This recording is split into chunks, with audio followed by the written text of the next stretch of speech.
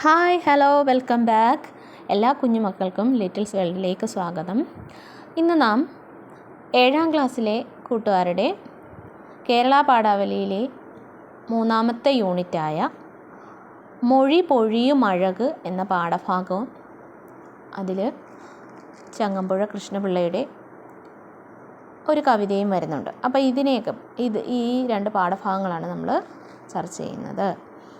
അപ്പോൾ നോക്കിക്കേ, മൊഴി പൊഴിയും അഴക് ഒരു തുടക്കം പോലെ, ഒരു ഇൻട്രൊഡക്ഷൻ പോലെ കൊടുത്തേക്കുന്നത് ആരുടെയാ? പ്രൊഫസർ വി മധുസൂദനൻ നായരുടെ ഒരു കവിതയിലെ 2 വരികൾ കൊടുത്തിട്ടുണ്ട് അവിടെ. വാക്കെൻ്റെ അമ്മയും അച്ഛനുമാകുന്നു, വാക്കിൻ വിരൽ തൂങ്ങിയല്ലോ നടക്കുന്നു. എന്താ അർത്ഥവത്തായ 2 വരികളാണ് ഇല്ലയോ? വാക്ക് എന്ന് പറയുന്നത് എൻ്റെ അച്ഛനും അമ്മയും ആകുന്നു, വാക്കിൻ വിരൽ തൂങ്ങിയല്ലോ നടക്കുന്നു. അപ്പം നമ്മുടെ വാക്ക് എന്ന് പറയുന്നത്, അല്ലെങ്കിൽ നമ്മുടെ ഭാഷ എന്ന് പറയുന്നത് നമ്മുടെ അച്ഛനെയും അമ്മയെയും പോലെയാണ്. ഒരു ഭാഷയെ കൊണ്ടും അതെന്താണ്, മാറ്റിമറിക്കാൻ സാധിക്കാത്തതാണ്. നമുക്ക് വേറെ ഒന്നിനെയും പകരം വെക്കാൻ സാധിക്കാത്തതാണ്. അപ്പം ഈ അച്ഛനും അമ്മയ്ക്കും തുല്യമായതാണ് നമ്മുടെ വാക്ക്, നമ്മുടെ ഭാഷ എന്ന് പറയുന്നത്. ആ വാക്കിൻ്റെ വിരൽ തൂങ്ങിയല്ലോ നാം നടക്കുന്നത്. അപ്പം ഒരു കുട്ടിയെ സംബന്ധിച്ചിടത്തോളം അവൻ ജനിച്ച് വീഴുന്നത് നമ്മുടെ ഭാഷയിലേക്കാണ്, നമ്മുടെ ഇതിലേക്ക് ജനിച്ച് വീഴുന്നു. പിന്നീട് അവൻ്റെ ജീവിതകാലം ഉടനീളം എന്താണ്, ആ വാക്കിൻ വിരൽ തൂങ്ങിയാണ് അവൻ വളരുന്നത്. മറ്റേത് ഭാഷ കൈകാര്യം ചെയ്താലും നമ്മുടെ ഭാഷയായിരിക്കും നമുക്കെപ്പോഴും എന്താണ്, മാതൃഭാഷ ആയിരിക്കും, നമ്മുടെ മാതൃഭാഷയായിരിക്കും നമുക്കെപ്പോഴും വിലപ്പെട്ടത്. അപ്പം അത്രയും എന്താണ് അർത്ഥവത്തായ 2 വരികളാണ് ഇവിടെ കൊടുത്തിരിക്കുന്നത്. ഇനി നമ്മുടെ മലയാളം എന്ന് പറഞ്ഞുകൊണ്ട് വാക്കുമരത്തിൽ എന്തെല്ലാം, ഏതൊക്കെ സാഹിത്യ രൂപങ്ങളാണ് ഇതിലുള്ളത്, ഇവയിൽ ചിലത് ക്ലാസ്സിൽ അവതരിപ്പിക്കും. അപ്പോൾ നമ്മുടെ മലയാള ഭാഷയിലെ വിവിധ തരം സാഹിത്യ രൂപങ്ങളാണ് ആ വാക്കുമരത്തിനകത്ത് കൊടുത്തിരിക്കുന്നത്. കഥയുണ്ട്, കടങ്കഥയുണ്ട്, പഴഞ്ചൊല്ലുണ്ട്, ശൈലികളുണ്ട്, നാടകമുണ്ട്, അങ്ങനെ ഒരുപാട് കാര്യങ്ങളെപ്പറ്റി അവിടെ എഴുതിയിട്ടുണ്ട്. അപ്പോൾ ഇതെല്ലാം ചേർന്നതാണ് നമ്മുടെ മലയാള സാഹിത്യം എന്ന് പറയുന്നത് ഇല്ലയോ? കഥകളും കവിതകളും നോവലുകളും നാടകങ്ങളും പഴഞ്ചൊല്ലുകളും കടങ്കഥകളും ശൈലികളും എല്ലാം ചേരുന്നതാണ് നമ്മുടെ മലയാള സാഹിത്യം എന്ന് പറയുന്നത്. ഈ മലയാള സാഹിത്യത്തിലെ ഓരോരോ രൂപങ്ങളാണ്, സാഹിത്യ രൂപങ്ങളാണ് ഈ പറയപ്പെടുന്ന ഓരോന്നും. അപ്പം ഇതെല്ലാം നിങ്ങളുടെ ക്ലാസ് റൂമിൽ അവതരിപ്പിക്കുക. കടങ്കഥകൾ ശേഖരിച്ച് വായിക്കുക, പഴഞ്ചൊല്ലുകൾ ശേഖരിച്ച് വായിക്കുക, ശൈലികൾ ശേഖരിച്ച് അവതരിപ്പിക്കുക, നാടകം അവതരിപ്പിക്കുക. ഇതൊക്കെ നിങ്ങൾ ചെയ്ത് നോക്കാനെന്നാണ് പറഞ്ഞിരിക്കുന്നത്. ഇനി നമുക്ക് മലയാളത്തിലെ പ്രശസ്ത കവി ചങ്ങമ്പുഴ കൃഷ്ണപിള്ളയുടെ സ്വരരാഗസുധ എന്ന കൃതിയിലെ കാവ്യ നർത്തകി എന്ന ഒരു പാഠഭാഗമാണ് നമുക്ക് ആ സ്വരരാഗസുധ എന്ന കൃതിയിലെ ഒരു ഭാഗമായ കാവ്യ നർത്തകി എന്ന ഒരു കവിതയാണ് നമുക്കിവിടെ പഠിക്കാനുള്ളത്. അപ്പം നമുക്ക് ആദ്യം ആരാണ് ചങ്ങമ്പുഴ ആരാണെന്ന് നമുക്കറിയണം ഇല്ലേ? 1911 ഒക്ടോബർ 10 ഇടപ്പള്ളിയിലാണ് ചങ്ങമ്പുഴ ജനിച്ചത്. മലയാളത്തിലെ ഏറ്റവും പ്രശസ്തനായ കവികളിൽ ഒരാളാണ്. അതേപോലെ തന്നെ രമണൻ എന്ന ഖണ്ഡകാവ്യം രചിച്ചതിലൂടെയാണ് അദ്ദേഹം പ്രധാനമായും അറിയപ്പെട്ടു തുടങ്ങിയത്. അപ്പം ഈ രമണൻ എഴുതാനുള്ള സാഹചര്യം എന്ന് പറഞ്ഞാൽ ഇടപ്പള്ളി രാഘവൻ പിള്ളയും ചങ്ങമ്പുഴ കൃഷ്ണപിള്ളയും എന്തായിരുന്നു, സുഹൃത്തുക്കളായിരുന്നു. അവരൊരുമിച്ചായിരുന്നു പഠിച്ചതും അവരുടെ കാവ്യ രചനകളും അവരുടെ ഇതുകളെല്ലാം എന്താണ് ഒരുമിച്ചായിരുന്നു. ആ അവസരത്തിൽ ഇടപ്പള്ളി ഒരു തവണ ആത്മഹത്യ ചെയ്ത് മരണപ്പെട്ടു പോയി. അതിൽ മനംനൊന്താണ് നമ്മുടെ ചങ്ങമ്പുഴ രമണൻ എന്ന കാവ്യം എഴുതാനിടയുണ്ടായത്. അപ്പം ആ കാവ്യമാണ് ചങ്ങമ്പുഴയെ കൂടുതൽ ജനപ്രിയനാക്കിയത്. ലളിതമായ ശൈലിയിൽ രചിച്ച അദ്ദേഹത്തിൻ്റെ കവിതകൾ മലയാളികളെ കവിതകളിലേക്ക് ആകർഷിച്ചു. രമണൻ, വാഴക്കുല, സ്പന്ദിക്കുന്ന അസ്ഥിമാടം, ബാഷ്പാഞ്ജലി തുടങ്ങിയൊക്കെ അദ്ദേഹത്തിൻ്റെ പ്രധാന കൃതികളാണ്. ക്ഷയരോഗം കാരണം 36-ാം വയസ്സിലാണ് അദ്ദേഹം അന്തരിക്കുന്നത്, 1948. ചങ്ങമ്പുഴ സ്മാരക ഗ്രന്ഥശാല, പാർക്ക്, സാംസ്കാരിക സമിതി തുടങ്ങിയവ സ്ഥാപിച്ചിട്ടുണ്ട്. അപ്പോൾ നമ്മുടെ കവിയെക്കുറിച്ചുള്ള ഒരു ചെറിയ വിവരണം, ചെറിയ കാര്യങ്ങൾ നമ്മളിവിടെ പറഞ്ഞു. ഇനി നമുക്ക് കവിതയിലേക്ക് പോകാം. വാക്കുകളുടെ നടനം, വരകളുടെ ലയനം, ഭാഷ ചിലങ്ക കിട്ടുന്നു. ഇവിടെ നമ്മുടെ കവി ലളിതവും കാൽപ്പനികവുമായ ശൈലിയിലൂടെയാണ് നമ്മളെ, സാധാരണക്കാർക്ക് പോലും ഈ കവിത അത്രമേൽ പെട്ടെന്ന് മനസ്സിലാകാൻ സാധിക്കുന്ന രീതിയിലാണ്, വളരെ ലളിതമായാണ് അദ്ദേഹം എഴുതിയിരിക്കുന്നത്. അപ്പം നമ്മുടെ കവിതയെ അല്ലെങ്കിൽ നമ്മുടെ സാഹിത്യത്തെ അദ്ദേഹം ഒരു നർത്തകിയോട് ഉപമിക്കുന്നു. കവിതയെ, അദ്ദേഹത്തിന് എല്ലാമായ അദ്ദേഹത്തിൻ്റെ കവിതയെ ഒരു നർത്തകിയോട് അദ്ദേഹം ഇവിടെ ഉപമിക്കുകയാണ്. അതാണ് കാവ്യ നർത്തകി എന്ന് ഈ പാഠഭാഗത്തിന് തലക്കെട്ട് വരാനുള്ള കാരണം.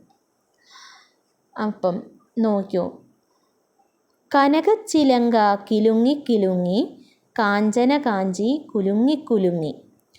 കനകച്ചിലങ്ക, അപ്പം അതിമനോഹരിയായി നമ്മുടെ കവിത ഒരുങ്ങി വരികയാണ്. അപ്പം വേഷഭൂഷാണികളെ പറ്റിയാണ് ആദ്യത്തെ വരികളിൽ പറയുന്നത്. അത് കനകച്ചിലങ്ക, വെറും ചിലങ്കയല്ല, നർത്തകിമാർ ചിലങ്ക കിട്ടും. പക്ഷേ ഇവിടെ നമ്മുടെ കവിത കിട്ടിയിരിക്കുന്ന ചിലങ്ക എന്താ? കനകച്ചിലങ്കയാണ്. കനകം, സ്വർണം കൊണ്ടുണ്ടാക്കിയ ചിലങ്കയാണ്. കാഞ്ചന കാഞ്ചി കുലുങ്ങി കുലുങ്ങി, കാഞ്ചനമാകുന്ന കാഞ്ചി, സ്വർണമാകുന്ന അരിഞ്ഞാണം, അത് കുലുങ്ങി കുലുങ്ങി. കടമിഴിക്കോണുകളിൽ സ്വപ്നം മയങ്ങി, കതിരുതിർ പൂപ്പുഞ്ചിരി ചെഞ്ചുണ്ടിൽ തങ്ങി. എന്താണ്? കടമിഴിക്കോണുകളിൽ, തൻ്റെ മിഴിയുടെ കോണുകളിൽ സ്വപ്നവും മയങ്ങി, കതിരുതിർ പൂപ്പുഞ്ചിരി ചെഞ്ചുണ്ടിൽ തങ്ങി.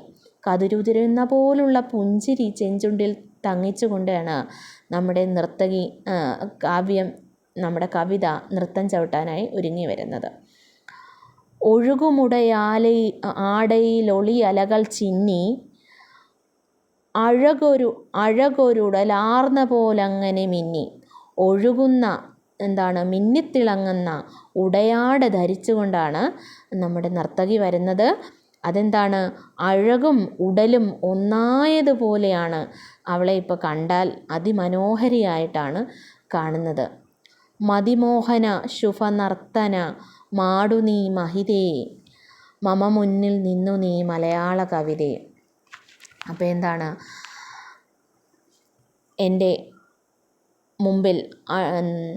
എൻ്റെ മുമ്പിൽ മതി എന്ന് വെച്ചാൽ മനസ്സിനെ മോഹിപ്പിക്കുന്ന രീതിയിൽ നല്ല ശുഭനർത്തനം നീ ആടൂ. എൻ്റെ മുന്നിൽ നിന്ന്, മലയാള കവിതയെ നീ എൻ്റെ മുമ്പിൽ നിന്ന് നൃത്തം ചെയ്താലും എന്ന് കവി പറയുകയാണ്. അപ്പം കനകച്ചിലങ്ക കിലുങ്ങി കിലുങ്ങി, കാഞ്ചന കാഞ്ചി കുലുങ്ങി കുലുങ്ങി, കടമിഴിക്കോണുകളിൽ സ്വപ്നം മയങ്ങി, കതിരുതിർ പൂപ്പുഞ്ചിരി ചെഞ്ചുണ്ടിൽ തങ്ങി. ഒഴുകുമുടയാടയിലൊളി അലകൾ ചിന്നി, അഴകൊരുടലാർന്ന പോലങ്ങനെ ചിമ്മി. അപ്പം ആദ്യത്തെ വരികളിൽ കവിതയെ ഒരു നർത്തകിയോട് ഉപമിക്കുന്നു. ആ നർത്തകി ഏത് രീതിയിലൊക്കെയാണോ വേഷഭൂഷാണികൾ ധരിച്ച് ഒരുങ്ങി അതിമനോഹരിയായിട്ട് വരുന്നു, ആ വേഷങ്ങളെക്കുറിച്ചാണ് ആദ്യത്തെ വരികളിൽ കൊടുത്തിരിക്കുന്നത്. അങ്ങനെ വേഷങ്ങൾ ധരിച്ച് കവിയുടെ മുമ്പിൽ വന്ന് നിന്ന് നൃത്തം ചെയ്യൂ എന്നാണ് കവി കവിതയെ ക്ഷണിക്കുന്നത്. 1000 സ്വർഗങ്ങൾ സ്വപ്നവുമായെത്തി, മായികേ നീ നിൻ നടനം നടത്തി. 1000 സ്വർഗങ്ങൾ സ്വപ്നവുമായെത്തിയാണ് കവിത നടനം നടത്തുന്നത് എന്നാണ് പറയുന്നത്. കവിത 1000 സ്വപ്നങ്ങളോട് കൂടിയാണ് കവിയുടെ മുന്നിൽ നടനം നടത്തുന്നത്. പുഞ്ചിരി പെയ്തു നീ ലളിതേ, തുഞ്ചൻ്റെ തത്തേ കൊഞ്ചിച്ച കവിതേ. അപ്പോൾ ഇവിടെ ആരെയാണ് പരാമർശിക്കുന്നത്? നമ്മുടെ മലയാള കവിതയുടെ പിതാവെന്നറിയപ്പെടുന്ന തുഞ്ചത്ത് രാമാനുജൻ്റെ, എഴുത്തച്ഛൻ്റെ തത്തയെ കൊഞ്ചിച്ച കവിതയല്ലയോ നീ. അങ്ങനെ തുഞ്ചൻ്റെ തത്തയെ കൊഞ്ചിച്ച കവിതയാകുന്ന നീ പുഞ്ചിരി തൂവിക്കൊണ്ട് ആടു നീ ലളിതേ ലളിതേ എന്നാണ് ഇവിടെ പറയുന്നത്. അതേപോലെ എന്താണ്, അഞ്ചിക്കുഴഞ്ഞാടു ഗുണമിളിതേ കുഞ്ചൻ്റെ തുള്ളലിൽ മണികൊട്ടിയ കവിതേ. അപ്പം പിന്നീട് ആരെപ്പറ്റിയാണ് പറയുന്നത്? കുഞ്ചൻ നമ്പ്യാരെ കുറിച്ചാണ് പറയുന്നത്, ഇല്ലയോ? കുഞ്ചൻ നമ്പ്യാരെയും തുഞ്ചത്തെഴുത്തച്ഛനെയും എല്ലാം ഇവിടെ പരാമർശിക്കുന്നുണ്ട്. നമ്മുടെ മലയാള സാഹിത്യത്തിന് അത്രമേൽ പ്രാധാന്യം നൽകിയ പ്രാചീന കവിത്രയങ്ങളായിരുന്നു തുഞ്ചത്ത് രാമാനുജൻ എഴുത്തച്ഛനും കുഞ്ചൻ നമ്പ്യാരും ഒക്കെ, ഇല്ലയോ? അപ്പോൾ അവരെ രണ്ടുപേരെയും ഇവിടെ പരാമർശിക്കുന്നുണ്ട്. അപ്പോൾ തുഞ്ചൻ്റെ തത്തയെ പാടിച്ച പാടിച്ചവളല്ലയോ നീ കവിതയെ. അതേപോലെ അഞ്ചിക്കുഴഞ്ഞാടു ഗുണമിളിതേ എല്ലാ ഗുണങ്ങളും യോജിച്ചവളെ, കുഞ്ചൻ്റെ തുള്ളലിൽ മണി കൊട്ടിയവളല്ലയോ, അല്ലെ തുഞ്ചൻ്റെ തുള്ളലിൽ മണി കൊട്ടാൻ നീ കവിതയായവളല്ലയോ, അതുകൊണ്ട് അഞ്ചിക്കുഴഞ്ഞാടു നീ എൻ്റെ മുന്നിൽ നിന്ന് എന്നാണ് കവി കവിതയെ ക്ഷണിക്കുന്നത്. അതേപോലെ നോക്കിയേ അടുത്ത വരികളിൽ, പലമാതിരി പല ഭാഷകൾ പല ഭൂഷകൾ കെട്ടി പാടിയും ആടിയും പല ചേഷ്ടകൾ കാട്ടി വിഭ്രമ വിഷവിത്തു വിതയ്ക്കിലും ഹൃദിമേ വിസ്മരിക്കില്ല ഞാൻ നിന്നെ സുരസുഷമേ. പല മാതിരി മലയാളത്തിൽ മാത്രമല്ല പല ഭാഷയിലും പല ഭൂഷണങ്ങളെന്ന് വെച്ചാൽ ആഭരണങ്ങൾ, പല ഭൂഷണങ്ങളും ആഭരണങ്ങളും ഒക്കെ കെട്ടി നീ എൻ്റെ മുന്നിൽ വന്ന് ആടിയാലും, എന്നെ വിഭ്രമ വിഷവിത്തു വിതച്ചാലും, എന്നെ ആകർഷിപ്പിച്ചാലും ഞാൻ വിസ്മരിക്കില്ല എൻ്റെ മലയാള കവിതയെ എന്നാണ് പറയുന്നത്. അപ്പോൾ പല ഭാഷകളിലും നമ്മുടെ ചങ്ങമ്പുഴ പല ഭാഷയിലെയും കവിതകൾ വായിക്കുകയും വിവർത്തനം ചെയ്യുകയൊക്കെ ചെയ്തിട്ടുണ്ട്. അപ്പോൾ ഏതെല്ലാം ഭാഷകളിൽ കവിത അദ്ദേഹത്തിൻ്റെ മുമ്പിൽ വന്ന് നിന്ന് അദ്ദേഹത്തെ ആകർഷിപ്പിച്ചാലും മലയാള കവിതയെ അദ്ദേഹം മറക്കില്ല, വിസ്മരിക്കില്ല എന്നാണ് പറയുന്നത്. അപ്പം മലയാള കവിതയെയാണ് അദ്ദേഹം കാവ്യനർത്തകിയായിട്ട് ഇവിടെ ഉപമിക്കുന്നത്. ആ കാവ്യനർത്തകി ഈ അതിമനോഹരമായ വേഷഭൂഷാദികളോടുകൂടി ഒരുങ്ങി വന്ന് അദ്ദേഹത്തിൻ്റെ മുമ്പിൽ നിന്ന് നൃത്തം ചെയ്യുക എന്നാണ് അദ്ദേഹം ക്ഷണിക്കുന്നത്. അതേപോലെ തന്നെ നമ്മുടെ മലയാള സാഹിത്യത്തിലെ പ്രശസ്തരായ തുഞ്ചത്ത് രാമാനുജൻ എഴുത്തച്ഛനെ പറ്റിയും കുഞ്ചൻ നമ്പ്യാരെ പറ്റിയും എല്ലാം അദ്ദേഹം ഇതിൽ പരാമർശിക്കുന്നുണ്ട്. തുഞ്ചൻ്റെ തത്തയെ കൊഞ്ചിച്ചവളാണ് കവിത. അതേപോലെ തന്നെ കുഞ്ചൻ നമ്പ്യാരുടെ തുള്ളലിൽ മണി കൊട്ടിയവളാണ് കവിത. അപ്പോൾ ഇതെല്ലാം ചെയ്തവളാണ് നീ, അത്രമേൽ പ്രശസ്തി ആർജിച്ചവളാണ്. പല ഭാഷകളിൽ നീ എൻ്റെ മുൻപിൽ വന്ന് നിന്ന് എന്നെ ആകർഷിക്കാൻ നോക്കിയാലും എൻ്റെ മലയാള കവിതയെ ഞാൻ വിസ്മരിക്കില്ല എന്നാണ് കവി ഇവിടെ പറയുന്നത്. ഇനി നമ്മുടെ കവിതയുടെ ലാസ്റ്റത്തെ വരികളിലേക്ക് പോവുകയാണ്. തവ തലമുടിയിൽ നിന്നൊരു നാരു പോരും തരികെന്നെ തഴുകട്ടെ പെരുമയും പേരും. അപ്പം മലയാള ഭാഷയാകുന്ന ആ ദേവിയുടെ തലമുടിയിൽ നിന്നൊരു നാരെനിക്ക് തന്നാൽ എൻ്റെ പേരും പ്രശസ്തിയുമൊക്കെ എനിക്ക് വർദ്ധിക്കും എന്നാണ് കവി പറയുന്നത്.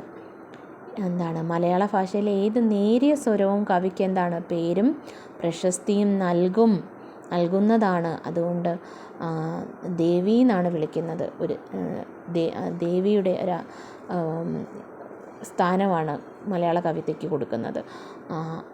തരൂ, എന്നെ അനുഗ്രഹിക്കൂ എന്നാണ് കവി പറയുന്നത്. പോവുന്നോ നിൻ നൃത്തം നിർത്തി നീ ദേവി, അയ്യോ പോവല്ലേ പോവല്ലേ പോവല്ലേ ദേവി. അപ്പോൾ അവസാനത്തിൽ നീ നിൻ്റെ നൃത്തം നിർത്തി നീ പോവുകയാണോ?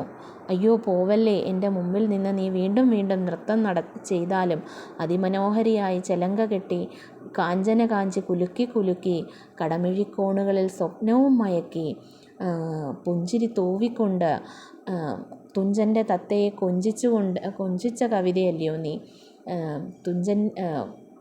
കുഞ്ചൻ്റെ തുള്ളലിൽ മണികൊട്ടിയവളല്ലയോ നീ. അങ്ങനെയെല്ലാം വാഴ്ത്തി പാടുകയാണ് കവിതയെ.